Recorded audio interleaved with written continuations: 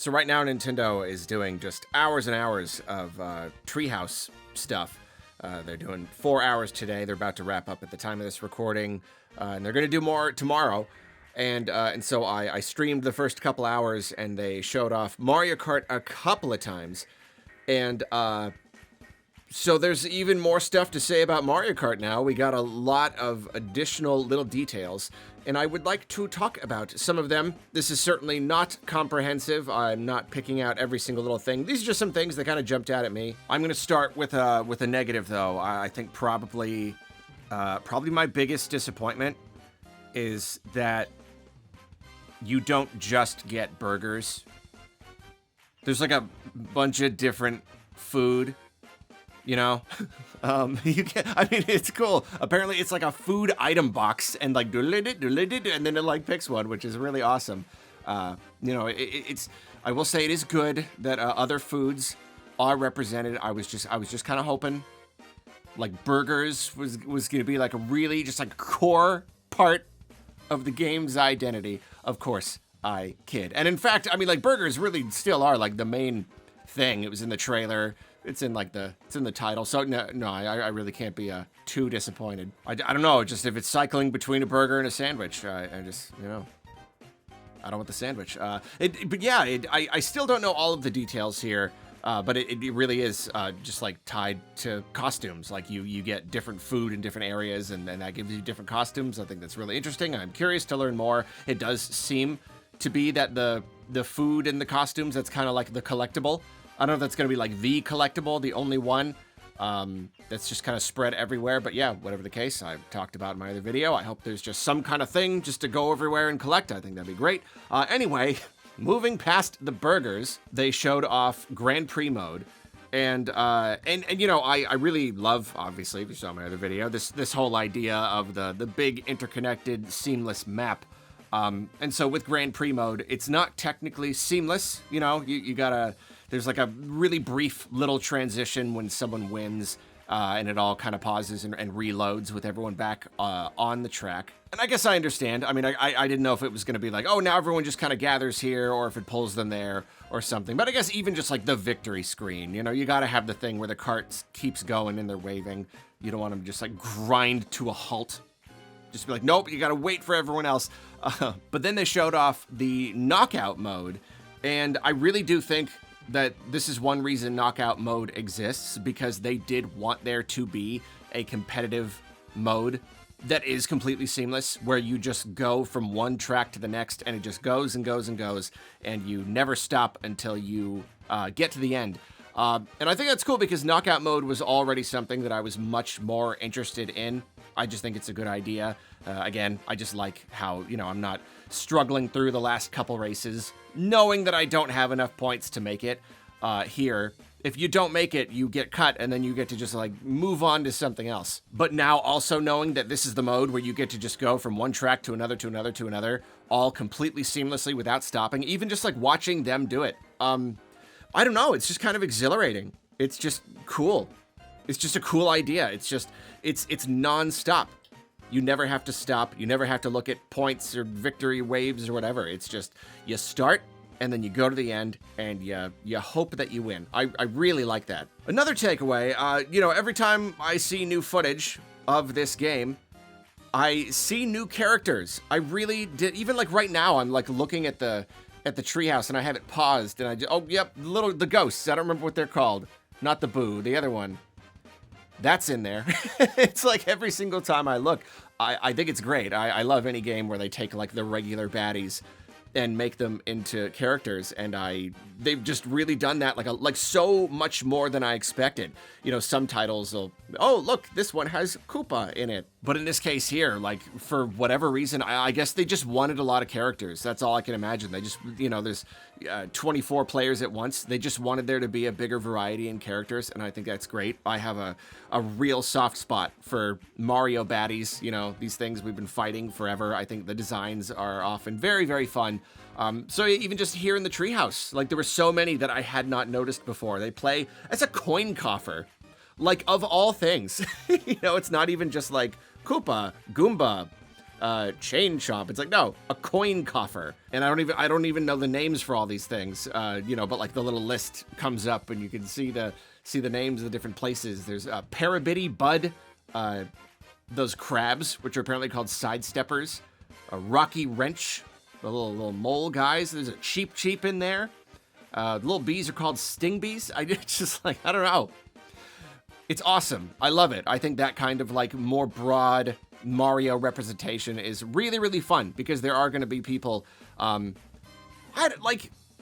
always going for the side guys, like Shy Guy has been my guy for a long time, but then I really like Spike. I just really have great affection for a lot of Mario baddies. So I love this. This is really great. It's just a lot more options for people. People are going to have their favorites, and it's really, really cool to see. Really, really big takeaway. Like after seeing actual unbroken gameplay, this may be kind of divisive. Grinding is a really, really big part of this game. That's not just like one tiny extra thing you do sometimes. It's like, no, this is integrated very, very heavily into the tracks. There are rails all over the place, and there are even spots with like train tracks where you can drive over it. It doesn't even stick up, and yet it still counts as a rail that you can grind on. I don't know where we're at with like the necessity. I don't know if it's something where it's just a style thing where you can grind if you want, but it's just as viable to not, or if it's like, no, of course you do. It's like drift boosting. It's something you just have to do. I really don't know, but that's really interesting. I think it's cool. I could, if it is kind of necessary, I could see a Mario Kart veteran not being a big fan. Potentially, not like all of them, but like, I could see someone just being like, I don't know, it's not really my thing. So that could be slightly dangerous, but I really like it. I really like what it does. It's just fun. I don't like, it's Mario Kart, And from the beginning, it was really just like, what makes it Mario? Mario's driving around in a car, but like, what's the Mario element? So, okay, well, it's coins and it's items. Okay, sure. But now you're turning this into almost a platformer. It really is kind of, it represents Mario's identity on a much deeper level that I think I really appreciate. Just seeing the cars flip all over the place. It just looks more fun. I don't know. It gives you that much more stuff to do. More like reasons to move around the tracks. There's so much more like left and right motion with it, like hopping around, like you're hopping up onto rails and stuff.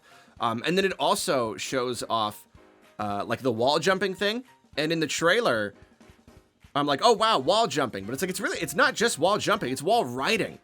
Like there are some places where it gets really narrow and you're basically just riding on I don't know how long you can maintain being on the wall, if it's only temporary or what. But like, yeah, you're basically riding along and jumping back and forth, and you're kind of chaining these things together. Like the way they just like so casually like hop up onto a rail and then hop up onto a wall. I think it's awesome. Like, there was already so much for me to like about this game with the big world, but even just the gameplay, I am excited. I'm like excited to try this out.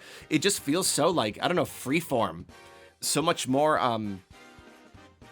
expressive. Could I use that word? Kind of in like the, Mario Odyssey, expressive platformer where there's just a lot of like movement options. That's what I'm getting from this, and it's just another thing I really, really like, especially the play between the two. And I do think that that's important to give people a lot of options for movement, because one thing about the game that could end up being a bit of a problem is all these tracks we've seen so far are very, very open. And the thing about Mario Kart is like, the more narrow the track, the more crazy it can get. By creating these pinch points, it can get like, a lot of people competing and piling into each other. And a good friend of mine, Heroic Teddy, he's actually one of my moderators. He is a very, very skilled Mario Kart player. He won uncontested the very first Arlopalooza, literally every match first place. Like he's big on Mario Kart, and he had a really good point that 8 is cool, but the tracks were so much more open, so you don't get as many of these pinch points. And this really does seem to be even more open. Some of these areas are tremendously wide, And I think that it is cool. It does do a lot for the feel of the game. Obviously, it's a big open game. But I do see a lot of people kind of echoing that idea of like, is it all going to be like this? Because that really does cut down on a lot of the complexity and the, I don't know, the interactions between players. And like, obviously, there are more narrow places, and there probably are some pinch points. And of course, we're seeing tracks more from like the beginning of the game, and those are always going to be a lot more like kind of basic and straight and gentle. You know, there's plenty of time for them to reveal, you know, plenty of tracks that are a little bit more crazy. But whatever the case, it is a takeaway. It is something to take from this early footage.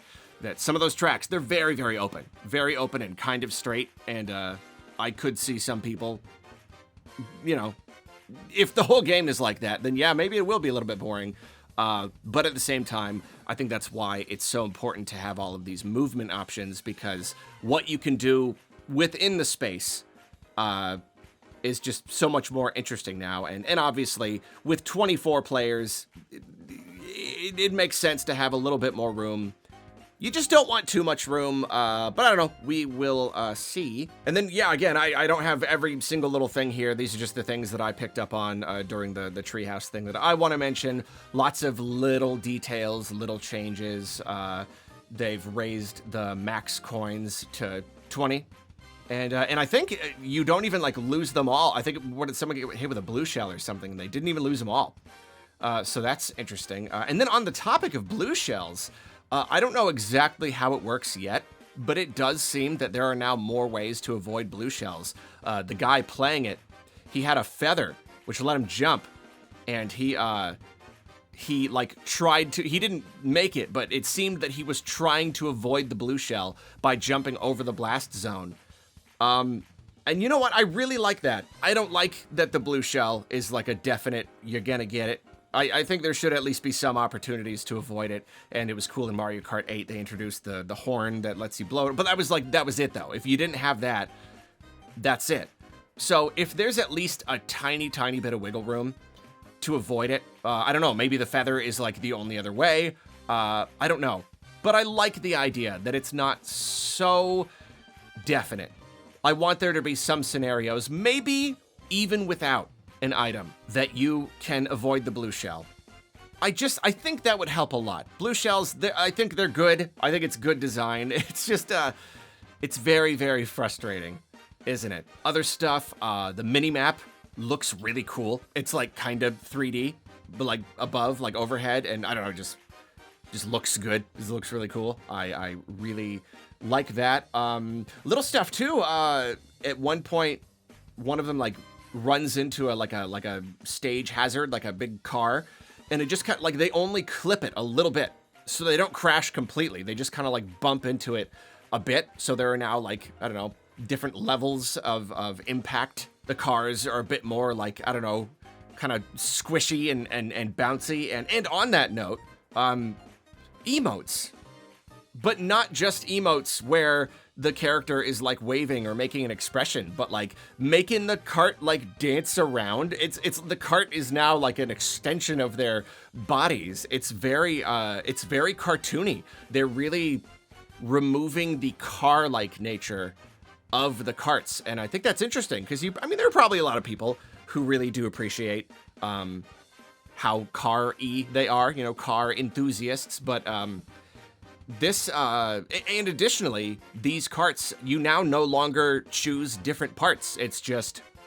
individual carts. You don't have to pick a glider and wheels and a body. It seems that you just pick a bunch of like pre-made stuff. And I like that. I liked being able to tweak my stats, but I really didn't. I thought it was very awkward and cumbersome having to scroll through and pick and remember which ones I like, you know? I'd much rather just have like pre-made ones that I just find one that looks cool. That's another thing they really only briefly touched on that I saw, so we don't know exactly how it's going to work. But I think that's really interesting. It is, once again, just a little bit more Mario-y, a little bit more kind of cartoony and fun. I like that. What else? You can now hold items behind you without holding down the button. I really do like that. That was another thing about the old games that was just a little bit awkward, like having to keep your finger just like held on that button the entire time. It's almost surprising they took this long to change that, but I appreciate that. Just really a lot of little things. I'm sure there's even more. Like, I didn't even watch that much. And yet there are all these little tweaks, and I like most of them. I don't see, like, the lightning has always been so annoying. It's the most annoying thing in the world. And now it's like, it doesn't keep you small as long. You kind of shake it off, but that initial animation is just like, and that, I feel like that's going to be so aggravating. I don't know. Maybe it won't be as bad overall, but yeah, when I see that lightning strike, this is like long. That's just like, no, please don't make it even more annoying. Yeah, what else? It really looks good visually. You know, seeing some higher quality streams. When they first revealed it, it kind of like really didn't look that much better than a Switch game. But the more I look and the more I, you know, watch stuff at the higher resolutions, and I haven't even watched it on like a higher res TV. I'm still watching this on a 1080p monitor, and it's just becoming more and more clear how nice and shiny the graphics are, even though it's all big and open, and I don't know. It looks great, and then, of course, just gameplay-wise, it looks great. I'm still very excited. Again, I never in my life have I been, like, really super incredibly excited to play a Mario Kart game, and I can't wait to get my hands on it. And you know what? I keep talking about how, for me, it's mostly just the world. I mostly just want to get my hands on it to go out and explore. But at the same time, though, watching this stuff and seeing all these little changes and seeing how the knockout mode is seamless, and mostly just the wall jumping and the grinding and the hopping around, I'm excited to play it regular too. I am. I'm watching them race, and I'm like, you know what? I want to do this now. I actually want to just kind of do some races. I don't know. It's wild. It's wild what they have done here. If they can capture my interest like this, then they can get anybody with this game. This game just looks really, really, really incredibly good. And I'm so happy that it's a launch game, and we're going to be playing it in 2 months. Oh boy. And my little nephew, he's 5, and he loves racing games. He loves driving. And I think but like, he's really little, so whenever you go to an arcade, it's always like, oh, you got to get to the checkpoint or else you die, and you got to put in another $10 or whatever. I think that this open world mode is going to be his favorite thing in the world.